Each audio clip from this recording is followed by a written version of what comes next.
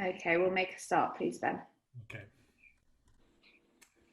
Good afternoon, everyone. I'm Ben Chu, Economics Editor of The Independent. So before we get started, I want to inform you that this session is being recorded and will be posted on the Joseph Rowntree Foundation website shortly. So do let us know in the chat function if you have any problems with us doing that. So a very warm welcome to everyone who has joined us for this year's virtual Labour Party conference for the Joseph Rowntree Foundation Fringe with the title Building a New Generation of Good Jobs, Securing an Economic Recovery for All. So let's start with some context. This year has seen easily the biggest shock to the UK jobs market in peacetime, with some 9 million jobs furloughed because of the pandemic, almost a third of the national total. Now, official projections show mass unemployment as the furlough scheme comes to an end in November, with a possibility of 4 million jobless. Now, that would be worse than in the early 1980s recession, an experience that created massive economic and social scarring. So, first and most obviously, the question is, how do we prevent that from happening? Second, how do we make sure that we not only prevent a surge in unemployment, but also ensure that we have more good jobs in the economy, jobs that pay enough for workers and their families not to live in poverty, jobs that offer security and training. Too many jobs going into the crisis did not do that. During today's session, we will be joined by Shadow Chancellor of the Exchequer, Annalisa Dodds, the General Secretary of the TUC, Francis O'Grady, the Joseph Rowntree Foundation's Director, Helen Barnard, and the Chair of the Business, Energy and Industrial Strategy Select Committee, Darren Jones. Let's take a quick look at today's agenda, which should be showing on your screens shortly. Yes, there we go. So that's what's going to happen over the next hour and a half. And here are some of the important issues and questions we're going to be addressing today. How fundamentally do we build a new generation of good jobs? How is securing an economic recovery for all dependent on good jobs? Which sectors, people and places are being hardest hit by job losses and why? What can mistakes made in previous recessions, including in the 1980s and the 2000s, what could we do to counter those mistakes happening again? And what is the role of public investment in driving a new generation of good jobs that provide people with opportunities to get on? And finally, how can we ensure that we act quickly to provide the training needed so that those of us worst affected can transfer into new roles? I'll quickly run through a few housekeeping rules for this session. Please use the hashtag #GoodJobsRecovery in your tweets and tag JRF_UK and at DevoConnect to continue the discussion online. The panelists, please use the chat function if you want to share opinions and comments from which I will be able to pick up your questions and offer them to the panel. Please indicate as well if your question is aimed at a particular panelist. That would be very useful. And panelists, please mute your microphones when they are not in use. Without any further ado, I'm very pleased to introduce Annalisa Dodds, the Shadow Chancellor of the Exchequer. Over to you, Annalisa. Great, thank you very much indeed, Ben. I'm really sorry to be late joining this. I think Labour conference itself is always a logistical challenge. Doing literally all of it online is part of what I think must be the world's biggest ever political conference totally online. Is a bit of a challenge, but it's really good to be with you all just now, and particularly to be part of this discussion, because I think it's obviously absolutely fundamental. This crisis really is laying, sadly, very bare quite how precarious and difficult so many people's working lives were before we even got into this period. And it's very, very important we do all that we can to deal with those problems in the future. I think, first of all, we need to recognise the fact that we've had the growth, obviously, over time, not just of, in many sectors, low pay, but also of low numbers of hours, both 0 hours, but also, of course, low hours generally. Employers really manipulating the situation, unfortunately, in many cases, making life incredibly difficult for people. And actually, right now, we see some major employers even stating to some of their staff, or indeed all of their staff in one particularly egregious case, that unless they can offer to be totally fully flexible 24/7, they will not be re-employed after this crisis. So that kind of intense, precarious work has become, sadly, increasingly a feature of our economy. Of course, the TUC has shown, I'm really, really pleased that Francis is on this call as well, it's shown that 3.6 million people, or 1 worker in 9, were in insecure work ahead of this coronavirus outbreak.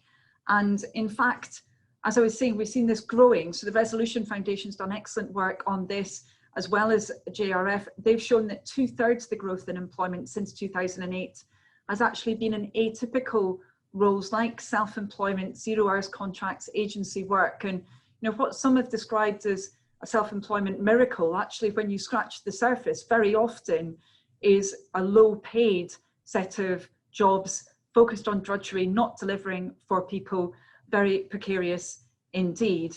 Of course, also that's been coupled with that overall pay squeeze that we've seen over the last 10 years.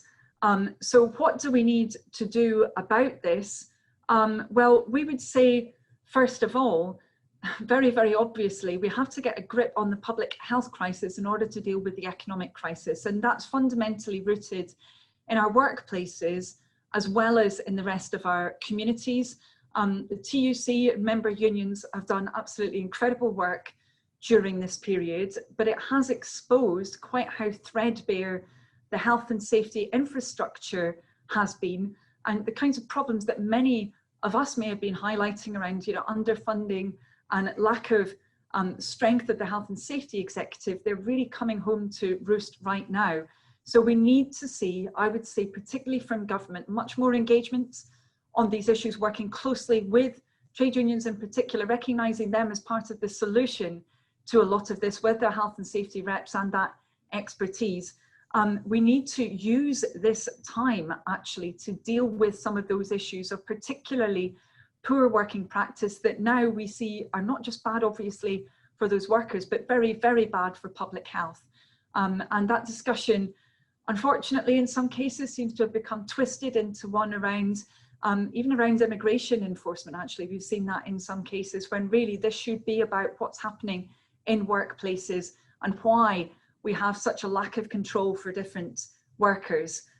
We then also need to make sure, we would argue, that government uses its powers, uses the public spending also that it is putting in right now to deliver positive work outcomes for people. So obviously this morning I set out in my speech areas where we want government to change course around job recovery, around retraining, around rebuilding businesses. Now, we would say in each one of those cases, there shouldn't be a blank check from government. Actually, government should be working with those different businesses to make sure that they're treating their workers decently, that they're preserving employment into the future. And that should actually be a condition of continuing support so that we're using the power of the public purse to support those decent employment outcomes.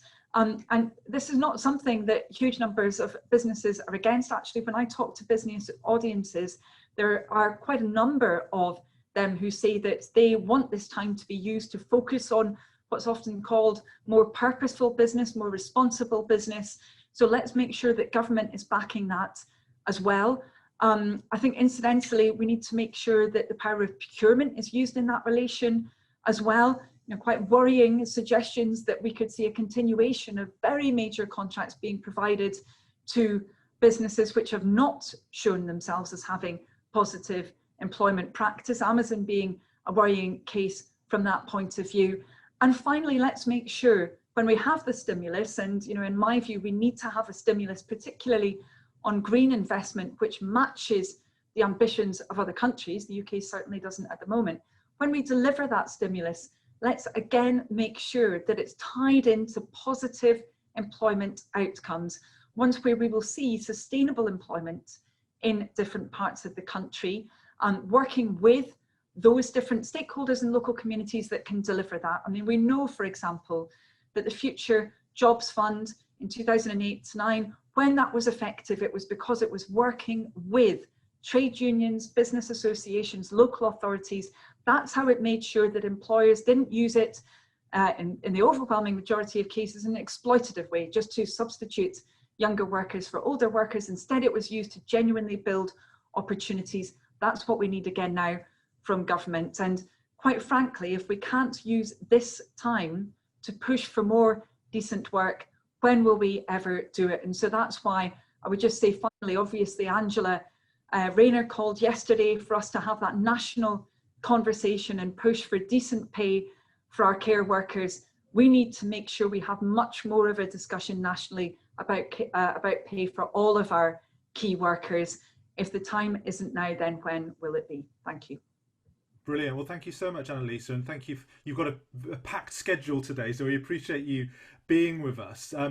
You mentioned just now the importance of not writing blank cheques, and in your Labour conference speech, you mentioned the importance of government not being cavalier with public money. Now, some of the headlines overnight seem to give the impression that you were saying the government shouldn't be spending so much right now. I'm pretty well, having read your speech and listened to it, it's clear you're not making that point.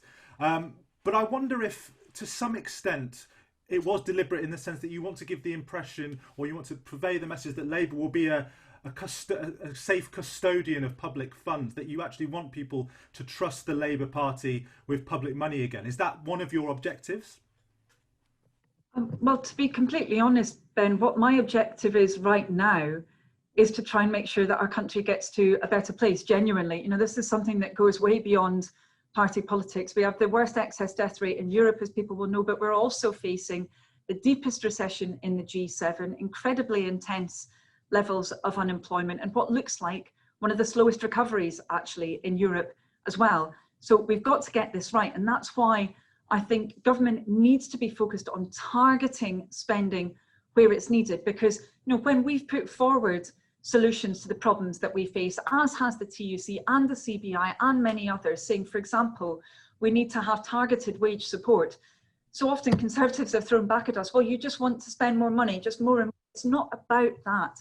It's about where it's targeted, making sure we get the benefit from it to keep people in work in particular, to make sure the jobs of the future are created, and to make sure that we face up to that enormous challenge of the climate crisis as well. Yeah.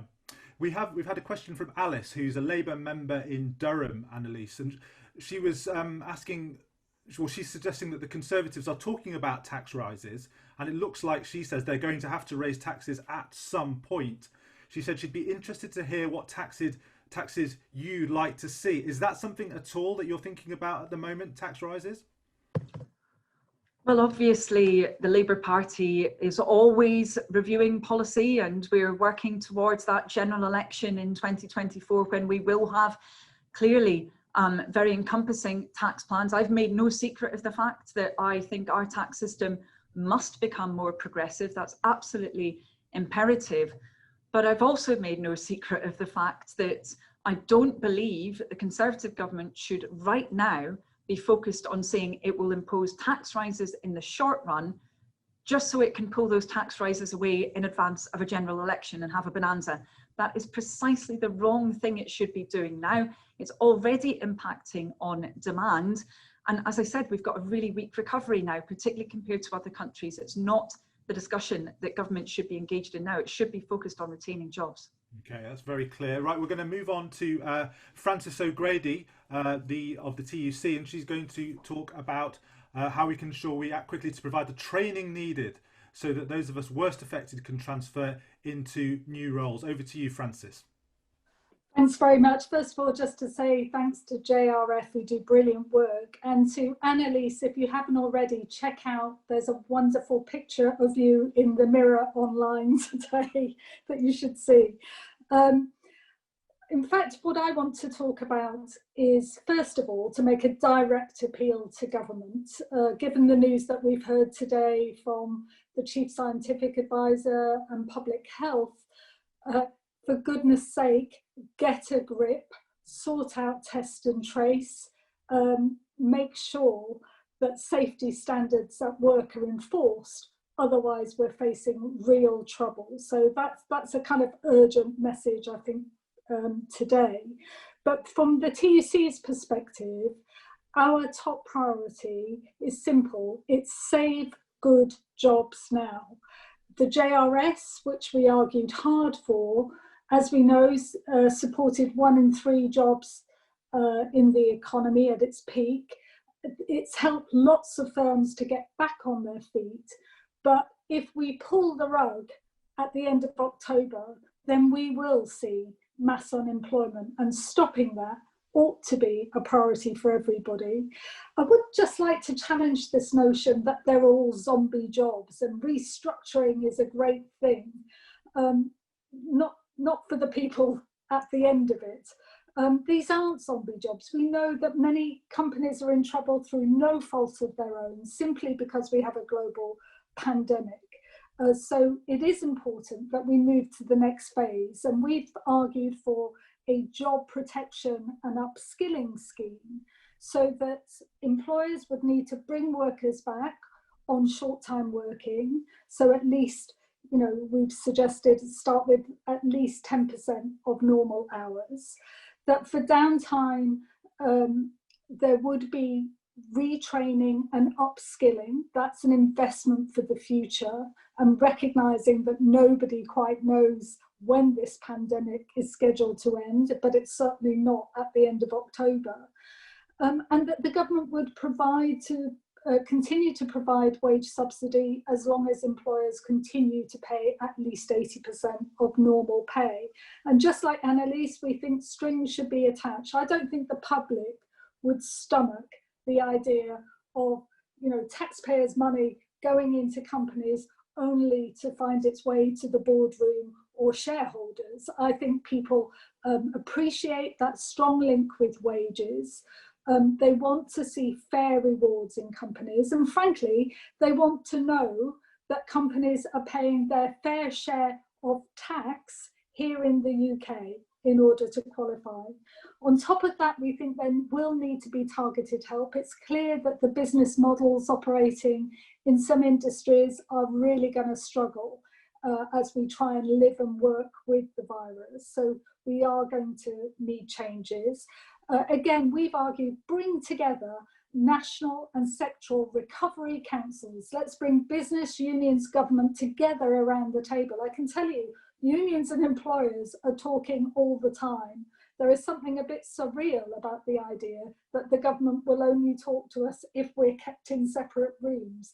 It's daft. This is a national crisis, and we need to start setting aside those sort of tribal dogmas and actually trying to sort it out. Thirdly, we think there needs to be job creation, and we've set out quite detailed plans on green transport and infrastructure, an £85 billion plan over 2 years to create over 1 million jobs, not least in the parts of the country that need them most. And we've also argued for public services. You know, again, through crises in the past, if you like, maybe before Thatcherism, it was understood that public services have a role in picking up some of the slack to keep money flowing through the economy. Actually, in terms of where we are now, after 10 years of austerity cuts, we've got real pressures in social care, in the NHS, in local government. We should be building employment in public services because that's key to our resilience for the future. And Kickstart, Annalise has touched on, again, we strongly supported the Future Jobs Fund. We argued the government should put in place something similar, targeting young people. I'm worried about the quality of Kickstart, I'll be honest. You know, there are tests for me about making sure there isn't job displacement, so you don't just hire young people and sack older, more expensive ones, that there is proper off-the-job training and decent pay, and that there is a voice, from my perspective, the only independent voice, a union voice, built into that scheme. And finally, I'd end up with this, Ben. I think this virus has exposed the deep, deep inequality and economic injustice that we have in this country on lines of class, race, and gender too. And I think many of us have really had to look hard at ourselves as a society, look hard in the mirror and question why it is that so many people doing the most important work in society get paid the least, but also treated so badly. There is no worse metaphor for this virus for me than social care workers on agency contracts being paid the minimum wage, moving from home to home, spreading the virus to old people because of the way that they're employed. And I think we have to wake up to the fact that these poor employment practices are a public health hazard. So we shouldn't just deliver a new deal for working people because that's fair for those workers. We should do it because we want to become a stronger, more equal society and economy too. Excellent. Well, thank you so much, Frances. That was really powerful and comprehensive. The TUC has very helpfully set out what you would do to extend or replace the furlough, however you want to describe it. There were also hints from the Chancellor last week that they are looking at something or potentially cooking something up. I wonder just your view of the politics of it. It seems to me that if we are going into a new phase of local lockdowns, maybe even more national restrictions, that it would be very difficult, perhaps even impossible for the Chancellor to not offer some support to businesses and workers who are seeing their economic livelihoods threatened by those measures. Do you think something, as many people do, is likely to come and to be unveiled probably in the coming weeks? I think there's going to be something. I went into the Treasury to meet the Chancellor not so long ago, I'm trying to remember now, just before Congress. And, it's good that he's listening. I think he needs to understand that link between support for business and it ending up in wage packets, that's the condition, is really, really important to keep. And I was also making the case, these are any government in power, there would be big judgment calls, difficult dilemmas, but we're not the only country going through this. And if you look at what's happening in Germany, in France, in Austria, it's under active consideration in Ireland, Denmark, every country is having to look at continuing wage subsidy schemes as the best way to help the economy bounce back once we're through this crisis. And I would argue that if the Chancellor doesn't do that, it will set Britain at a competitive disadvantage, not least when we have not yet got a trade deal with the EU in the bag. Now we've got a question from Jennifer Sands, and she's asking about a policy that comes up a lot. I'm sure you'll have heard it many times: universal basic income. She asks, is full employment still the right goal, and should universal basic income be a central plank so unpaid work such as caring is enabled? I wonder if Annalisa Dodds is still there. I hope she is. I wonder if she could give us the current Labour Party view on this question of universal basic income, which has a lot of popularity amongst some people. Thanks, Ben. And yes, I have been here. Apologies. I was trying to very quickly eat something while I was listening to Frances's really very helpful remarks.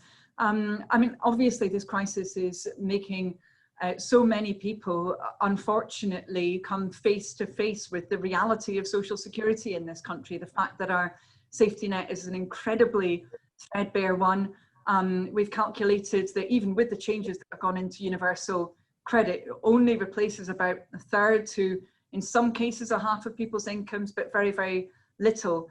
I suppose the issue for me with universal basic income is that it comes with a huge amount of baggage and it means so many different things to so many different people.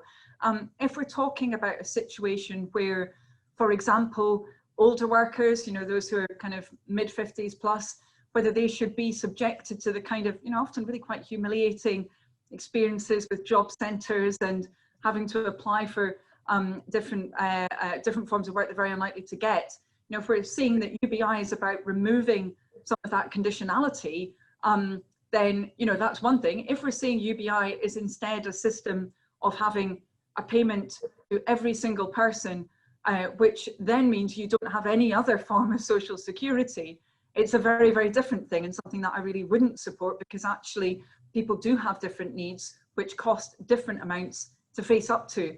And I suppose, I guess you'd expect me to say this as the Shadow Chancellor. There's then also, of course, that question of, if we're not saying that universal basic income would swallow up all other forms of social security, if we're saying we will recognise people's additional needs, then we do need to work out how we would pay for that system.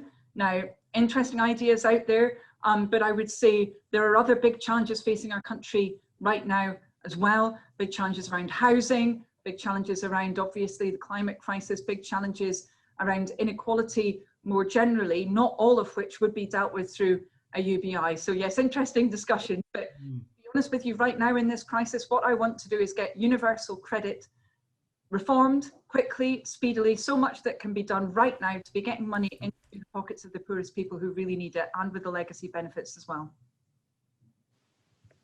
Yes. We've got a question from Matt Byrne. Maybe I can put this one to you, Francis.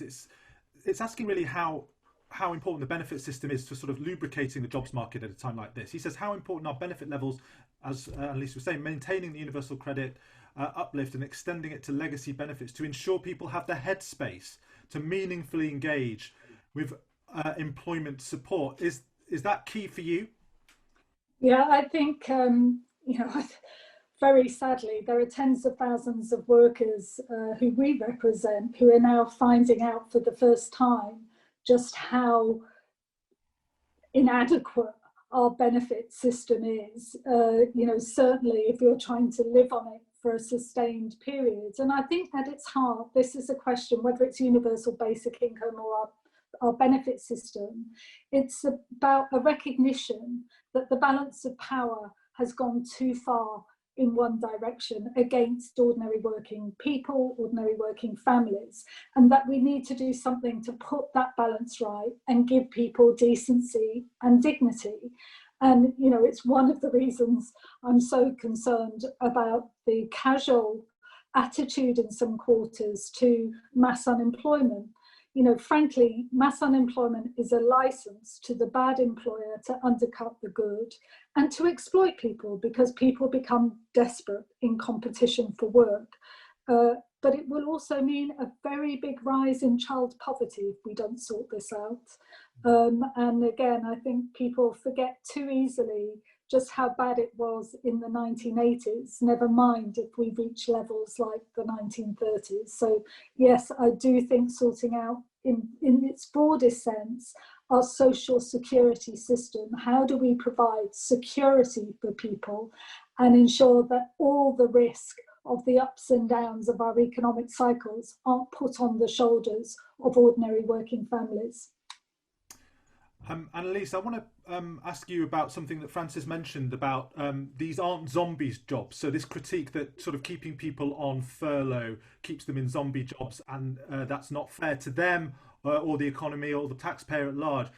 I wonder how important you think it is, though, to enable people to move to more productive jobs as well. How do you think about, and how does Labour think about that mechanism? If you extend the furlough, you extend support, how do you then help people move into more productive and fulfilling jobs as well? Is it still, can the two be reconciled? Well, they absolutely can, but I think there's been a peculiar discussion around this sometimes coming from the government side in particular, where they've almost suggested that people want to be on the furlough scheme, that they want to be able to be in the workplace. That's not what people want. People want to be working. They want to be actually, engaged with their workmates. This isn't a situation that they chose for themselves. And I think it's very, very patronising, actually, some of the language that's been used around this. The problem currently is that we do not have a high level of vacancies coming back through into the UK economy. We had an absolute cliff downwards in the rate of vacancies coming through. Yes, we're seeing some pickup now. That's very, very positive. Actually, in many cases, worryingly, the kinds of jobs that are being provided are ones that are very, very precarious and low paid. So we're not talking about a kind of like for like substitution of jobs feeding through into the economy. And in those circumstances, government needs to both do more to support businesses to create new jobs, but it does also need to make sure that where people can retain a relationship with an employer, where they can be coming back into the workplace for short hours working, have that backed by government so that they retain that connection, then it should be supported by government. So, you know, this is not an either or. You know, if we were in a situation where we had very, very high rates of high quality jobs being created in the UK economy, then perhaps this might be a slightly different discussion. But actually, lots of the jobs that we are losing right now, they're jobs which have a viable future, jobs which support whole communities, which have long supply chains, which once they're gone from our country, they're not going to come back quickly. So let's have a more accurate view of the labour market than what seems to be motivating, I would say, a lot of government policy at the moment. Yes, that's a very, very interesting point. We've got a question from Jonathan Hibbert, which would be very interested to get Francis and Annalise's views on. He says, is there a need to overhaul the redundancy process as there may be more flexible options? Now, the way I think you guys have both framed it is that you need to have a lot of carrot. You need to incentivize companies to hold on to workers. But does there need to be some kind of regulatory stick as well? Do we need to make it harder at this moment for companies to fire people? Let me put that to you first, Francis. So during TUC Congress, we were highlighting the fact that that week was the start of the 45-day notice period that employers have to give for redundancies. And I think you'll be hearing more from us on this, but what is important about the rights that we have now is that where unions are recognised, we get the chance to put forward alternatives. And very often employers will listen because, you know, in industries like aviation, we've got a track record of showing, look, if we're in trouble, are there ways that we can share work rather than, you know, and make one section of the workforce pay the entire price. You know, we've also come up with really good ideas for getting through difficult times in arts and culture, in advanced manufacturing and so on. So anything that strengthened that kind of serious ability to for unions to put that proposition to employers, as we often do in a business plan way, costed, seriously thought through, and for employers to have to seriously work with us and respond to that, the better. But I think, you know, we have seen too many of those sort of knee-jerk reactions in some cases where it's almost like employers cutting their losses, too much trouble, just get shot at people and move on. So anything that strengthens workers' rights to prevent redundancies happening in the first place, I think, is to be welcomed. And Annalise, a lot of people say that one of the strengths of the UK labour market has been its flexibility. Do you agree with Francis that it's perhaps too flexible at the moment and we are going to reap some of the adverse consequences of that? Well, I think we are seeing some really pretty appalling developments where, you know, as I mentioned earlier, we've got, in fact, not just one, but a number of companies which have said that they're going to make redundant all of their employees and then rehire a proportion of them on worse terms and conditions, and completely avoiding the kind of engagement that Francis just talked about.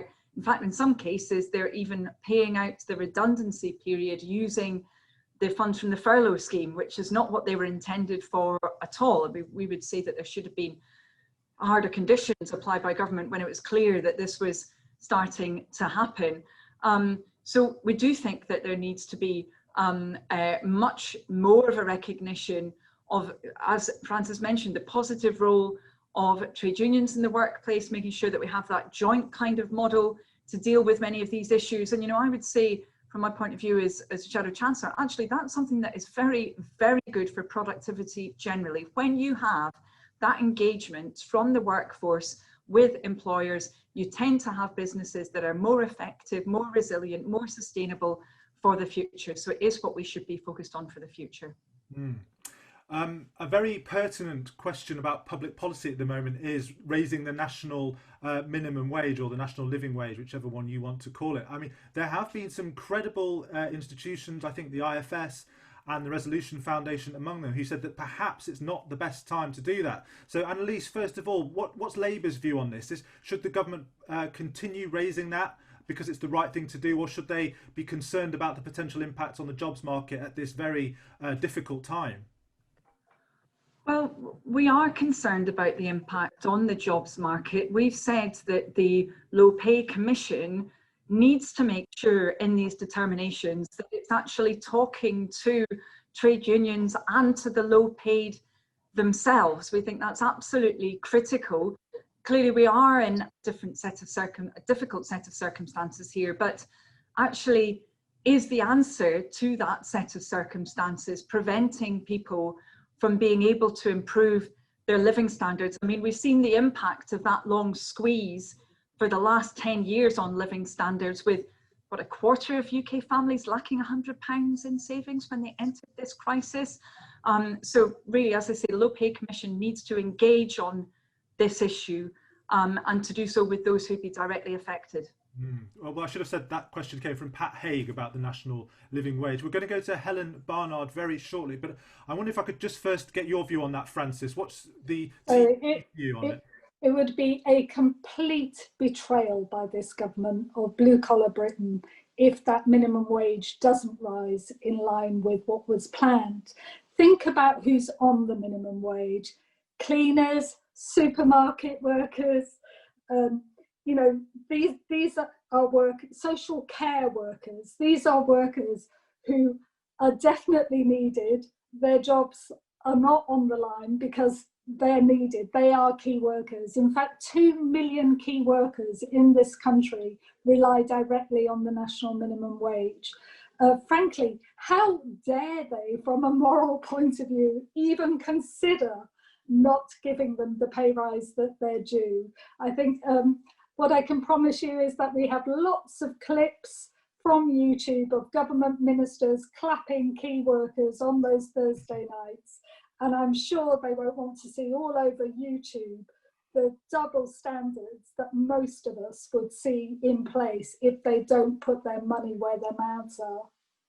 Excellent. Right, we're going to move on. As promised, Helen Barnard, who's been waiting extremely patiently. Thank you so much, Helen. And I think you're going to talk about your own JRF research on how do we build a new generation of good jobs. Over to you. If you can unmute, Helen. Sorry, I thought I'd unmuted. Hello, everyone. Nice to be here. So I think what we've seen in recent months is the way that COVID has impacted especially heavily on people who were already struggling to get by. So people who were already in poverty have been much more likely to lose their jobs, to have income drops, and to be facing extra costs. And that has fed through into much higher levels of hardship. But also places that already had weaker economies are also seeing the impact of this storm much more heavily. Now, I think we should give credit to the government working with business and trade unions that initial response was very bold, was very compassionate. So the job retention scheme, the boost to universal credit and so on happened fast, and they were absolutely right. We would also, by the way, like to see the furlough scheme extended in a targeted way for those sectors who can't come back. But that doesn't look that likely. And even if it did, I think we're all expecting to see waves of unemployment now going across the country. And again, when we've looked at who is going to be affected by that, it is massively disproportionately the lowest paid workers who are most at risk, the places which already have fewer jobs and fewer good jobs, likely to see large numbers going. And it's actually the groups who find it hardest to get on in the labour market. So disabled workers, women, especially mothers, people from some BAME groups who are likely to be hardest hit by this. So and there is a potential for a vicious cycle to happen where in places with weak economies, people's incomes drop even further. That feeds into less spending power in those places, and they fall even further behind than they were before. So because of all that, we think that we need to have an incredibly strong national focus on how do we navigate these waves of unemployment. And in particular, how do we learn from previous recessions and recoveries to get a stronger one? And the two biggest lessons from the last recession and recovery that we've taken were, first of all, the focus was almost entirely on the quantity of jobs and not the quality of jobs. And that gave us a decade of stagnant pay, of surging in-work poverty, of poor national productivity, and made us much more vulnerable to this shock than we would have been. The second big lesson is that cutting social security at a point where people are facing unemployment and a weak economy obviously makes life vastly harder for those individuals, but actually what it also does is take confidence and spending out of the economy, exactly where you actually want to keep that going. So one of the biggest decisions this autumn is, will the government keep that boost to universal credit, which is, if that goes, you've got 16 million people seeing their incomes drop overnight in April by about £1,000 a year. I mean, a very serious amount. And that will pull hundreds of thousands into poverty and into deep poverty. So that's one thing. We've just got to keep that lifeline, which has been so vital for people there. But the second set of things are about building a stronger recovery. And there's a few things we think need to happen to deliver that. The first is using investment. We know public sector investment is going to be going into the economy, using that to create good quality jobs. So in things like our social infrastructure, we all know, I think now, the adult social care model doesn't work, the funding doesn't work.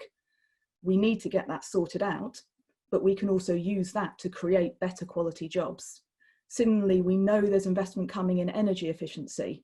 Having good quality green new jobs would also be a way of bringing hundreds of thousands of opportunities, but also actually encouraging private sector employers to hire. So lowering the costs of hiring a new worker, putting extra incentives to hire workers who've been out of work for a long time, trying to do everything we can to boost that job growth, but to make it good quality jobs.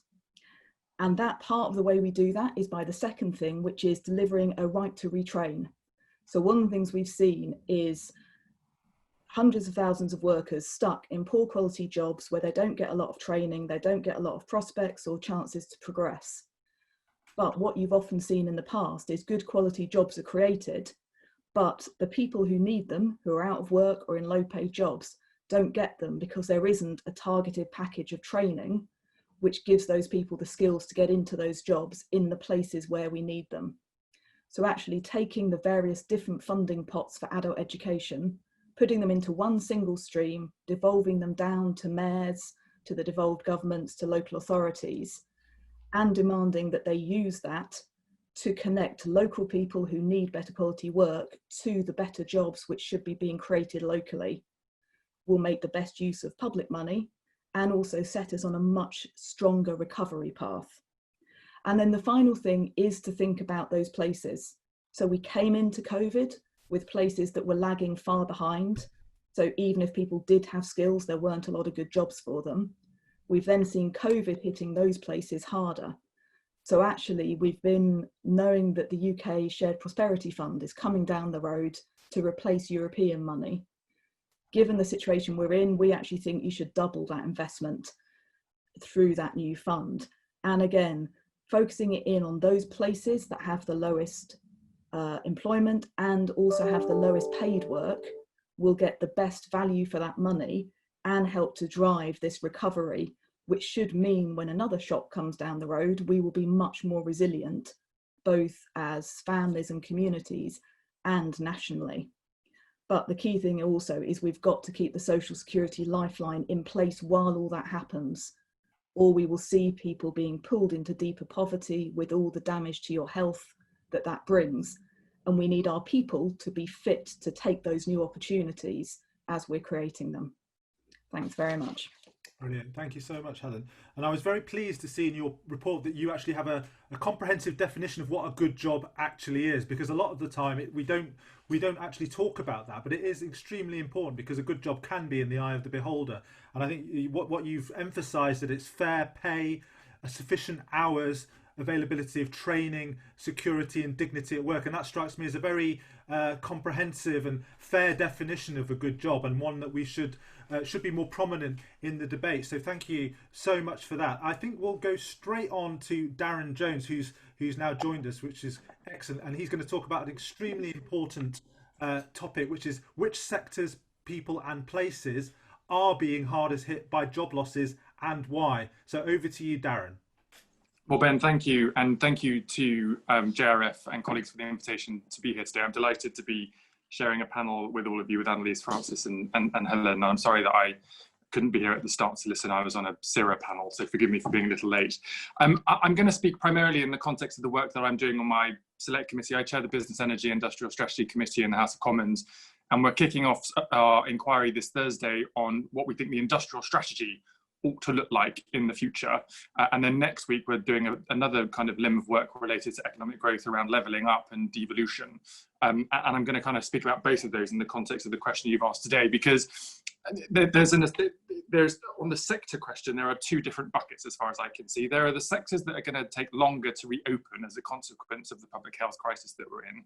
And then there are the sectors that are strategically important in terms of fueling the quickest possible recovery when we can get back to business and generating sustainable growth to create new jobs in every region and nation of the country. Now, that can be a really difficult conversation, because in deciding on that second bucket, you've got to say, well, which sectors are strategically important for growth and which aren't? And I don't know the answer to that. And I'm going to be asking our witnesses on Thursday, and I hope that they'll have some data and insight, because as politicians, we don't want to say, I'm sorry, but this sector isn't strategically important, but this sector is. My hunch, though, is that, of course, they're related, because unless you've got strategic sectors driving economic growth, creating jobs, you're not going to have people with disposable income and time and money to be able to use other sectors of the economy. So I'm not suggesting you take a black and white approach, but you've got to understand how these things connect, so that when you are devising your industrial strategy, you know where you get the most bang for your buck in creating that kind of knock-on consequence for other parts of the economy. In terms of people and places that are being hit the most, I mean, we know very clearly from the data that women are being hit disproportionately compared to men, often because they tend to be in sectors which are being hit more from the pandemic and on lower pay and reduced terms and conditions. And so we absolutely need to think about that, not just in the context of their jobs, but also because the data shows that women not only are being hit the most by jobs, but also continue to take the burden in terms of childcare responsibilities. And so the economic discussion has to be related to childcare as an infrastructure priority, as well as kind of jobs in the workplace. And on places, the thing that I worry about, and I was on a visit recently to Vauxhall in Ellesmere Port and Airbus in North Wales, and I represent part of Bristol where we've got a lot of aerospace. You see, certainly in the manufacturing sector, really important factories and workplaces that are the main local employer, and not just in their own boundaries, but with the very significant supply chain of SMEs. And the SMEs are much less resilient than the big players, and the big players are under stress as it is. So you've got to take this kind of SME plus big player view in terms of your geographical distribution of industrial strategy, because if they go, you will have some very tricky workers to place who have got advanced skills, who have maybe worked in the sector all their life, but have got nowhere then to go in their locality to be able to use that. And that's why I think the question around state-sponsored and state-supported training and skills development, bringing forward R&D spending and innovation spending, is really, really important, because it's much easier to train people in the workplace than it is when they're at home on universal credit. There's, I think, much more of an economic advantage from doing that. And we've seen today Airbus, for example, have announced they've got some prototypes around hydrogen-fueled aircraft. Fantastic. We really need to get on with that. We need people in the workplace that can work on that. My slight criticism of the government, we've been doing some work on the committee around the impacts of COVID on business and workers, is that, and I don't know whether Francis would agree or disagree on this, but it looks like they've not really been engaging either with businesses or unions. And they started to engage with unions and then didn't really.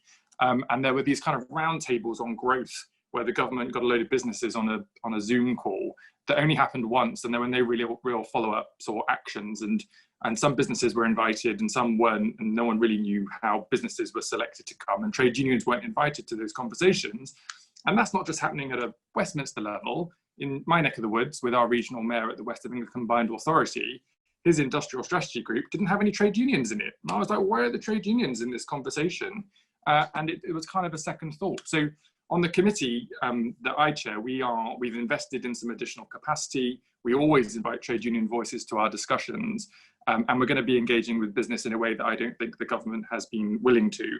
So what do I think we kind of need to do about it? There are a couple of things that I'm interested to pursue and to take evidence and counsel on through the committee. The first is, how do you get this policy distinction right between sectors that will take longer to open, where you have to support people in work because of the public good in doing so, versus how do you identify the strategic sectors that will fuel our economic recovery as quickly as possible? In doing so, how do you learn the lesson from previous sector deals under the last industrial strategy, which still technically exists but isn't really being followed at the moment, that has conditionality on it related to sustainable growth, net zero transition, job creation, apprenticeships, and geographical location. And the last thing I would like to see is more state leadership, as I say, around redundancy and training support. I've had examples of employers in my constituency, often SMEs, who actually, because of the sector they're in, lots of people are doing it at their homes, for example, at the moment, apparently in Bristol. He needed to employ some people to help him fit new fireplaces. Couldn't find anybody, tried to advertise, didn't really, weirdly, get any applications for the job. So there's a disconnect between employers and businesses who are able to recruit and take people on, and those that are losing their jobs. And I'm told it's regional mayors that have the responsibility to deliver that, but I've actually not seen anything effectively put together. And there's lots of parts of the country that have no regional mayors. And so I think the government absolutely has to think about supporting sectors and workers, but also helping them transition and change in what is evidently going to be a difficult economic period. And the last thing I would say before I wrap up, because I've got no idea how long I've been whittling on for, is Brexit. The government are in a complete mess on Brexit, and this will hit some of these sectors and places that are already being hit the most by COVID, even more if there is not a deal at the end of the year. Vauxhall, as I mentioned, in Ellesmere Port, export, I think it's 90% of the vehicles they make to Europe. And if there's no deal at the end of the year, they need to know how a kind of country of origin checks going to work, how are the tariffs going to work.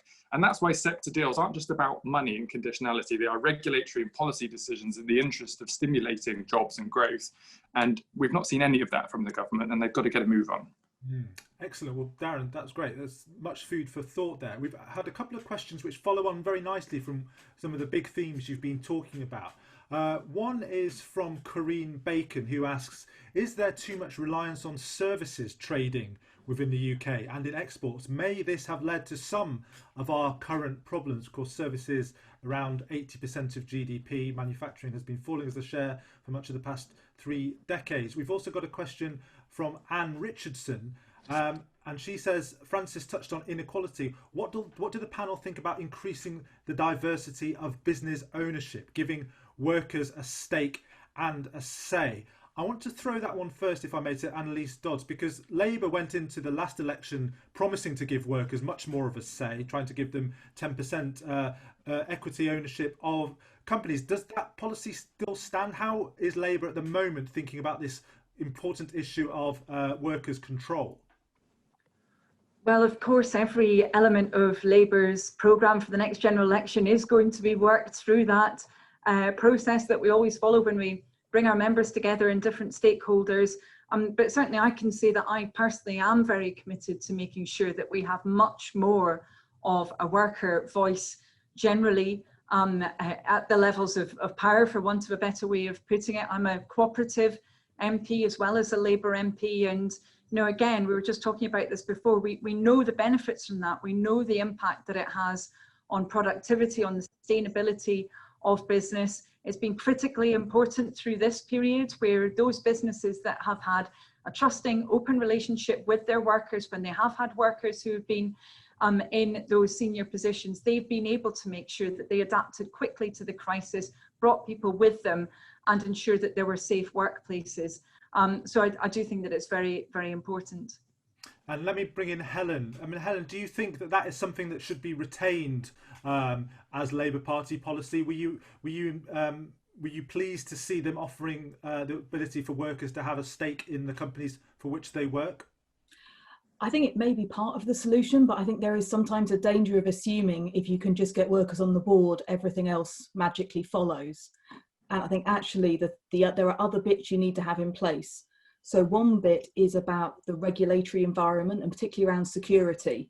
So increasing the level of security and predictability of hours and things that workers have. The other, though, is actually about productivity, and it speaks, I think, to previous speaker as well, that quite a lot of our big sectors, our big low-paid sectors, service sectors, are much less productive than the same sectors in other European countries. So we've had a look at why that is, and there are a couple of things that have come out. One is about management. So we are not very good at management in the UK, and that's actually not something I think that you fix through boards or regulation. I think you need to fix that through using business support to get businesses to manage people better, make better use of skills. But the other is security. So there's lots of evidence piling up that more secure workers are more productive. Yeah. So I think workers on boards could help, but equally I think you could do most of this without doing that. So I don't think we need to wait for that big change. We can actually get it going this autumn. And let me bring in Francis O'Grady. It'd be very good to hear your thoughts on that, but also this big question of, do we have an economy which is too dominated by services? Of course, this goes to some of the issues that we've been talking about already about low productivity jobs. I mean, there is a view that, you know, lots of people working in sandwich shops, they're not as productive as people working in manufacturing. Now, what's your view on that big question about where, you know, the balance of our economy in terms of services and manufacturing? So what's clear is that that dependence on services has left us uniquely vulnerable for lots of health and business reasons. But I mean, I think there's also a really practical policy issue here, which is that a lot of businesses are really reluctant to take on more loans. Sorry, my phone's going. Hope you can't hear that. It'll stop in a minute. But a lot of businesses are really reluctant to take on more loans. So despite the Chancellor's announcement, I'm not sure how much that's going to help. And that's one of the reasons why I think government, especially at a time when servicing government can borrow money at a very low rate, this is the time to be thinking about taking equity stakes in those companies that are important for our future strategically. So that's something I think we should be looking at, as again, many other countries have done. And in fact, you know, the US, not always seen as a radically socialist country, took that approach under Obama in response to the last recession, and it proved to be very successful. And just on corporate governance, I think we do need a new framework. I think we need a framework for the 21st century, or even just to catch up with the 20th century in terms of workers having a voice. But what's also really critical is collective bargaining. We know that's one of the, if you like, the easiest ways to redress that imbalance of power, to create better, more satisfying, more skilled, greener, family-friendly jobs. You know, so it seems to me this would be a really quick way, promoting collective bargaining, supporting that, making sure that our framework of law on trade unions is fair. That would be a really easy thing for any government to do right now. Brilliant. Well, thank you, Francis. And unfortunately, Annalise has had to go to another panel, but thanks so much to her for joining us. Darren, let me put a question to you that we've had from Stephen. He says, one barrier to public support for government intervention is the "how will you pay for it" argument. Yesterday, Andrew Marr repeatedly challenged Keir Starmer on that. Is it not time that Labour started reviving the Keynesian argument on government spending in a recession? This is an interesting one, isn't it? Because in a way, you might argue that the government itself is quite keen on Keynesian counter-cyclical spending at the moment. Is this? Do you need to make the case as well? What's your thoughts? So sometimes Labour politicians get a bit nervous when we're asked that question, because then the right-wing media kind of blow it out of all proportion. But I'm pretty relaxed, because actually the answer to how are you going to pay for it is we're going to have to borrow some money. Everyone agrees about that. We're going to have to borrow more money than we've borrowed for a very long time as a country. And by the way, so is everybody else. And so we should be, you know, we should be open and honest about that. We can't just let Rishi Sunak across the road here from me say we're going to borrow all this money, and then Labour says, "Oh, I don't know how we're going to pay for it." We're going to borrow some money, and we need to, because it's a public good on behalf of the public. And I just think we should be a bit kind of confident about saying that.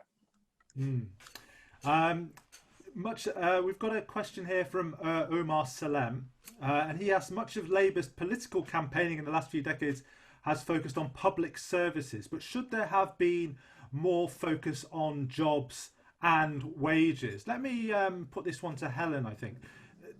From your perspective at the Joseph Rowntree Foundation, do you think was there an overemphasis on the wrong thing from your point of view? I think there's certainly not been enough focus on not just the kind of jobs as a whole thing, but the kind of jobs people are in. And I think there has also been a kind of not enough of making the argument that actually most of the things we're all talking about from the point of view of workers are also good for businesses and business productivity.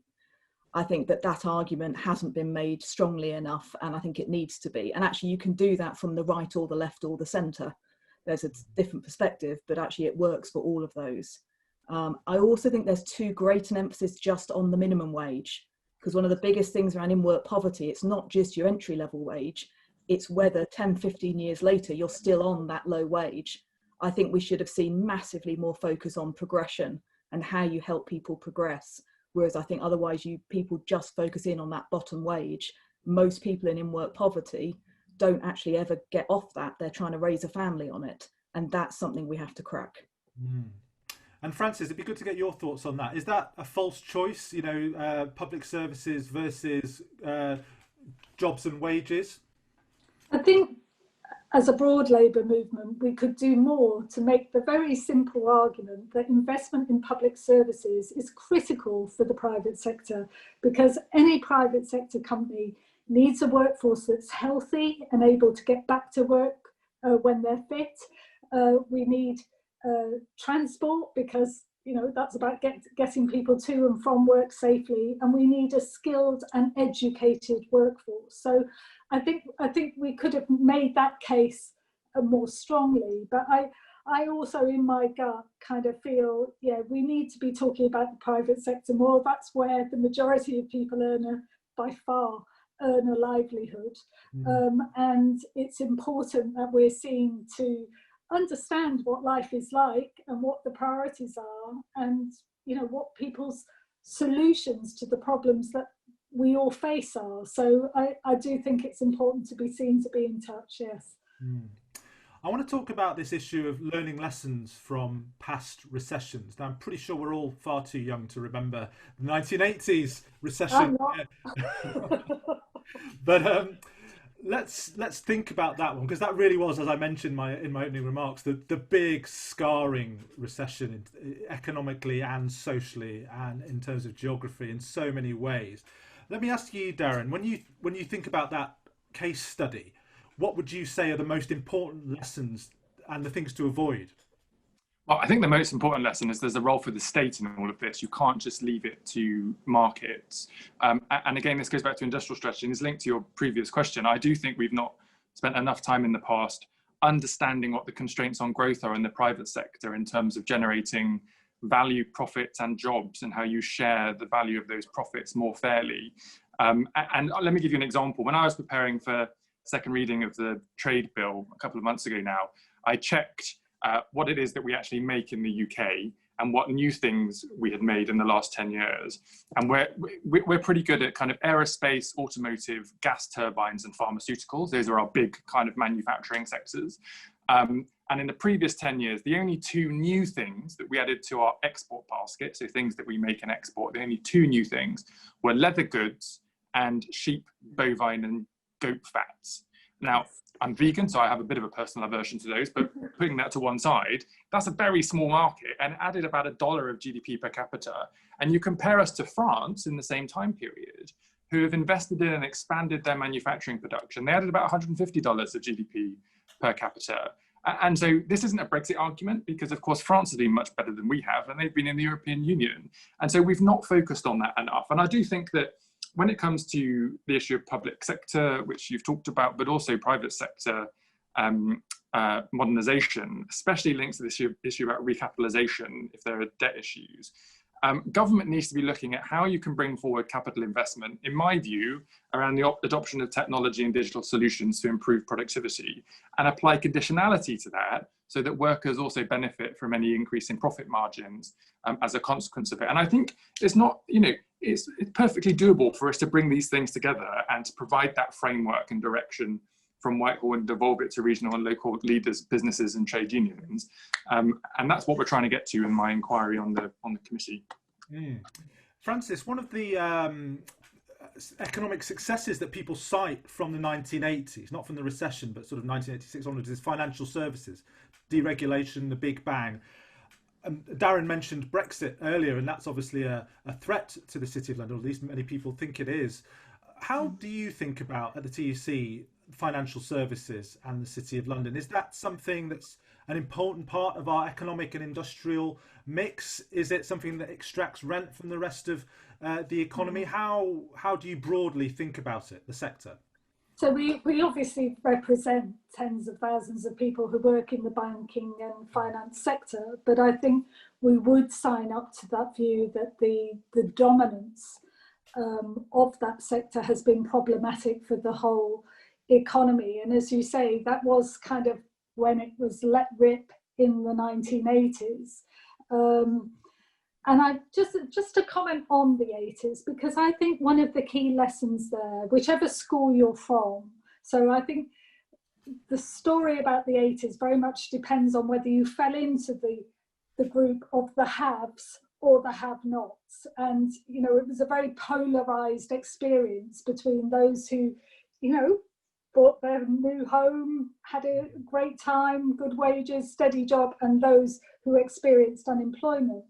And but whichever school you're in, even if you're in the school of the haves and thought that kind of what I would see as a scorched earth approach to many of our industries took place, I think one of the key lessons we should share is that kind of brutal disruption took a very heavy toll on communities and families, and that whenever we're contemplating big changes, we should also be thinking about how we smooth transition, how we achieve a just transition, including in terms of greening our industries, that we've got to think of ways of minimizing the hurt to working families and local communities. Because the truth is, we are still dealing with the legacy of the 1980s in many of the towns that are going to be hit hardest by the COVID experience in terms of our economy. So, I think one of the reasons, again, to get diverse voices around the table is to look at how can, even if I don't like it, you may like it, but if there is going to be change, how do we do it in a way that protects people as far as we can? And that's something I think that Labour has as a value, and I would like any government to have as a value. Now, we've had a question from Anna Mowbray, and she asks, what do the panellists think can be done for cities, towns or regions, particularly those which have lost significant industries, to deliver new good jobs to those areas? This is drawing on a lot of what we've been talking about. She says retraining is important, but what can be done if there are no or not enough sufficient good employers in an area for people to retrain into? How can these be encouraged and created? I want to go to you first, Helen. A lot of people say tax incentives are part of that. Would you agree with that? I think they can be part of it, but I think we know that they don't do enough, that by itself a tax incentive doesn't necessarily pull an employer to a particular area. But I think actually there are internationally quite a lot of good examples of particularly cities which have done this really successfully, which have put together a package of those kinds of incentives, but also the training package so that the employer won't face skills shortages. So that can be done very well for the private sector. But I think also some of the things like investing in adult social care or energy efficiency, these are things that are needed in every part of the country.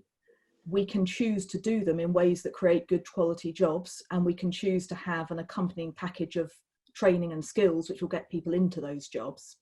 So I think that's one of the things I've been thinking about a lot is I don't want to see any infrastructure spending that doesn't have that package of employment support and skills along with it, which will get local people into those good jobs. But I think also what we see a lot is when you get a really good employer to an area, you don't necessarily have the people in that area with the skills and qualifications, so they don't benefit from it even when you succeed. Yeah. And Darren, how do you think about this issue? Is it a sort of chicken and egg argument? You need the people with the skills to attract the employers, or do you need to incentivize the employers to come, then people get trained up? What's your thoughts? It's not easy, right, doing this. We did an inquiry on the Science and Technology Committee in the last Parliament about how best to use the research and innovation budget for these types of issues. And there was some evidence that, as Helen said, you might spend a bit of money in opening a research institute or a centre in a particular part of the country. And then the academics that know how to do that essentially move there because they're incentivized to move there.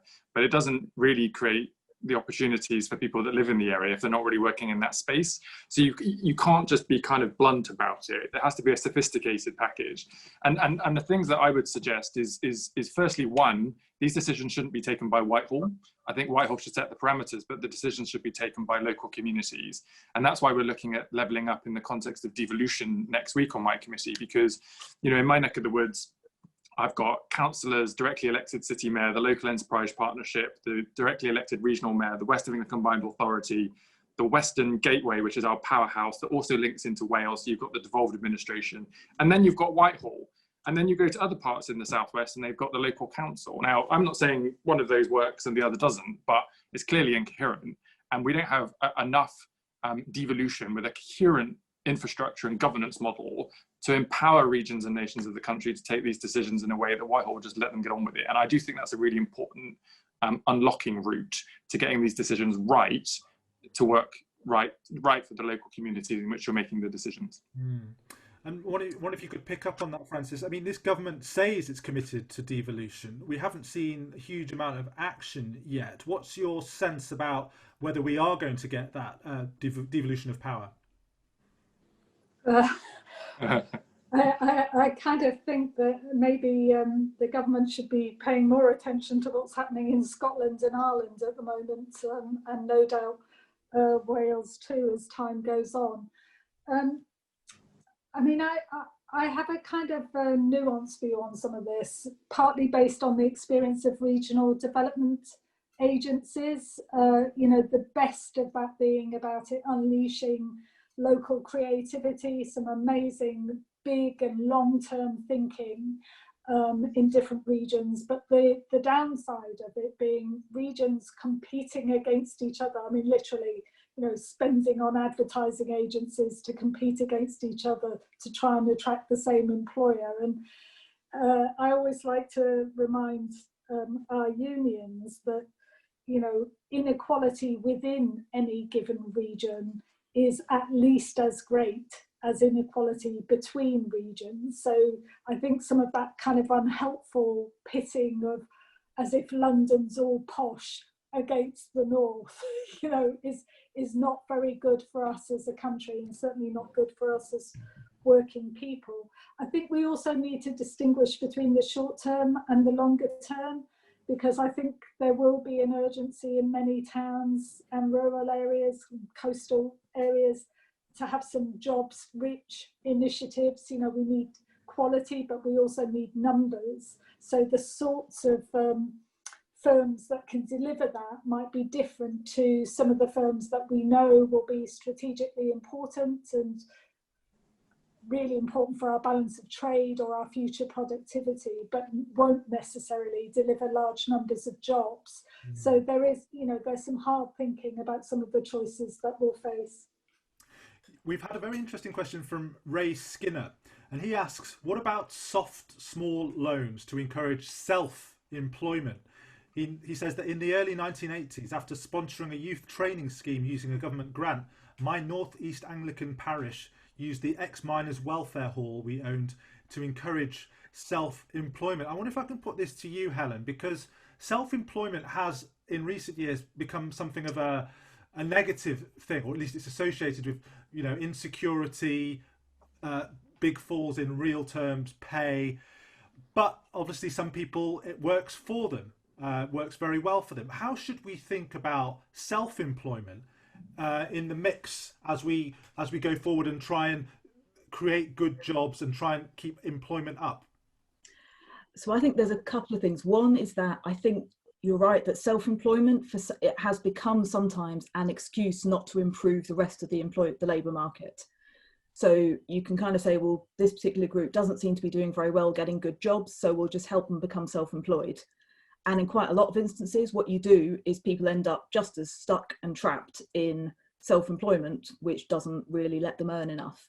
And I remember looking particularly a few years ago at some ethnic minority groups that had very high levels of self-employment and trying to understand why. And at least part of that was because people were facing structural discrimination and disadvantage in the rest of the labour market, so they were pushed into self-employment. So I think self-employment has to be a pull thing, not a push thing. I also think there needs to be a lot more focus on quality. Again, if you look at the kind of support people get when they're trying to become self-employed, I'm not convinced many of it helps people to identify, is this business going to really become something I can live off?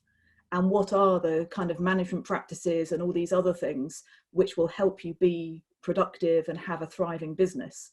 I don't think we're very good at that. I think we tend to give people a loan, leave them to get on with it, and then they sink or swim. And even if they're swimming, it can still trap you actually in a pretty difficult situation. So I think there is a place for it, but it's not the panacea to all the other problems. And that's sometimes how it comes across. Yeah, I can see you nodding along with that, Darren. I mean, self-employment is, if we go back to the 1980s, one of those sort of iconic phenomenons, is that people sort of be entrepreneurs. But the evidence suggests that, as Helen was saying, that a very, very small minority of people who are self-employed actually are the entrepreneurs that are often talked about. So maybe you could just talk a bit more about how you and Labour are thinking about the self-employment issue in the as we go forward. Sure. So just a couple of points. I mean, to start with the disclaimer, I'm a humble backbencher, so I can't speak on behalf formally of the Labour Party, but I'll share my views anyway. The first thing on self-employment is I agree with Helen. I think there's been clear data that a lot of people who are self-employed, especially after the 2008 crisis, are in work but not actually earning the minimum wage or earning very low incomes, and there's not much security or resilience around it. So there's an issue there about how you what rights self-employed workers have. The second point is linked to that because, of course, there's this been rise in self-employment, which isn't actually self-employment. If you're an Uber driver or a Deliveroo cyclist, are you really self-employed? Probably not, in my view. And those people have been shown especially to be at risk. And so this whole debate about the kind of legal categories of work and how you put protections around that is really important. And the third point I'd say, before I say something positive, is I think there's a class issue here. I mean, I grew up in a council estate in my constituency. I had lots of ideas growing up of things I might like to do, and there were lots of other people that did as well, but you couldn't take the financial risk to start your own business because you didn't have, your parents couldn't give you any money. You probably couldn't live with them in some circumstances if you suddenly couldn't afford to pay your rent. And you've got bills to kind of pay for and you're stretched anyway. So how on earth in those circumstances can you say, oh, I'm going to take a loan, by the way, a loan from the government and start my own business? I mean, it's just, there's so many barriers to entry on self-employment that it tends to be, and I say this with the greatest respect, you see lots of great tech startup entrepreneurs who I think have done amazing things, but they generally come from wealthier backgrounds because that gives them the protection in order to try their ideas. And if it goes wrong, it's not entirely the end of the world for them. The last thing I would say is that, the idea of self-employment and innovation and going out and kind of doing new things should be a hugely exciting opportunity for the British economy. But for the reasons I've set out, it's very difficult to achieve that. And there's lots of things we can do, whether it's around government procurement, the way in which SMEs are able to bid for government contracts, which is still appalling, the way in which regional support comes forward for people, whether it's office space, they're not having to think about rent for offices, whether it's about grants as opposed to loans, whether it's formulating partnerships with supply chains where there's going to be some guaranteed work that will allow you to innovate. There's lots of things there that you can do that other countries do much better than we do, including the United States, by the way, that we just haven't kind of got our hands around. And I think that's something that we should try to pursue in the Labour Party.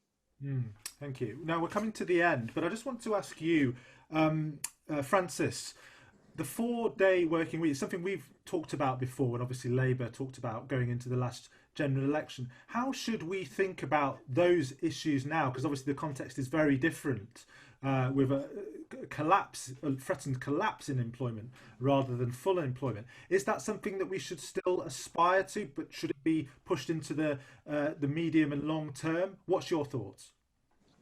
So for our 150th anniversary, the TUC made a big call for let's look at the 4-day week, let's look at shorter working time, but very much on the basis of we know that there are multi-billion-pound productivity gains that will be secured through new technologies, artificial intelligence, and so on.